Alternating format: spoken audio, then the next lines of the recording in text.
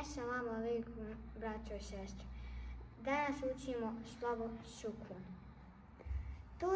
To je krugić mali što ide na harfu. Sad ću vam sve objasniti. Kao, ovdje imate gore crtu, nema ni e, ni i, ni u. Nema ove crtice. Ovo znači za samo slovo d. I ovo isto d.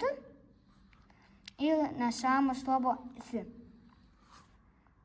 A ovako se to čita ed. Ili ez. Dez. Zed. To sam vam govorio da se ovo sad, dva slova se moraju zajedno pročitati. Ali ako, na primjer, ima ovako tri slova, na primjer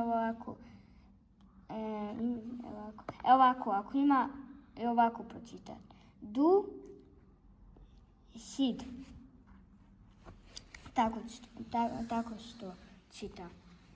Sad ćemo mi to sve zajedno proučiti. Krećemo sa prvim redom. D, z, d, s, e, s, e, d, z, z, z, zed, dez, sed, zez, did, dud, dis, sud, edis, dus, dul, sid. E, is, su, ed. Prešli smo na treći već red. Edi, utsi, isu, isu, isu, dide, iste. Did, e. Tako pročitaj. Did, e. Did, e. Izde. Sed, zi. Esdi. Evo nas na četvrtom redu. Des, ut. Us, dud. Sedi, es.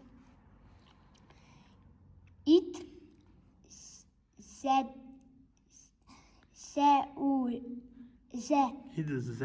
Id, ze. Ud.